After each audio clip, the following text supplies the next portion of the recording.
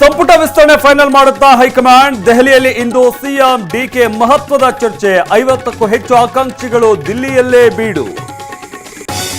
ಸ್ವಇಚ್ಛೆಯಿಂದ ಒಪ್ಪಿದರಷ್ಟೇ ಭೂಸ್ವಾಧೀನ. ರೈತರ ಅಹವಾಲು ಕೇಳಲು ಸಮಿತಿ ರಚನೆ ಎಂದ ಸಿಎಂ. ಕುಮಾರಸ್ವಾಮಿ ಟೀಕೆಗಳಿಗೆ ಖಡಕ್ ತಿರುಗೇಟು. ಟೌನ್ಶಿಪ್ ಮಾಡಿದ್ರೆ ಅದೇ ಸರ್ಕಾರದ ಕೊನೆ ಮೊಳೆ. ಇದು ರಿಯಲ್ ಎಸ್ಟೇಟ್ ಮಾಫಿಯಾ ಎಂದ ಅಶೋಕ್. ಸಿಎಂ ಕಪಟ ನಾಟಕ ಅಂತ ವಿಜಯೇಂದ್ರ ಕಿಡಿ. ಎಸ್ಐಆರ್ಗೆ ಅರ್ಜಿ ಸಲ್ಲಿಸುವವರಿಗೆ ಗುಡ್ ನ್ಯೂಸ್. ಆಗಸ್ಟ್ 8ರವರೆಗೂ ಗಣತಿ ನಮೂನೆ ಅವಧಿ ವಿಸ್ತರಣೆ. ಕೇಂದ್ರ ಚುನಾವಣಾ ಆಯೋಗದಿಂದ ಆದೇಶ. ದೇವೇಗೌಡರ ಪತ್ನಿ ಚೆನ್ನಮ್ಮ ಆರೋಗ್ಯದಲ್ಲಿ ಏರುಪೇರು. ಬೆಂಗಳೂರಿನ ಮಣಿಪಾಲ್ ಆಸ್ಪತ್ರೆಯಲ್ಲಿ ಚಿಕಿತ್ಸೆ.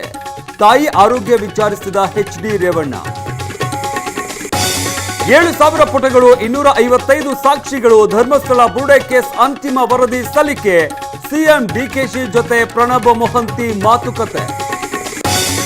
ದಗದಗಿಸಿ ಉರಿದ ಪೇಪರ್ ಫ್ಯಾಕ್ಟರಿ. ಶಿವಮೊಗ್ಗದ ತುಂಗಾನಗರದಲ್ಲಿ ದುರಂತ.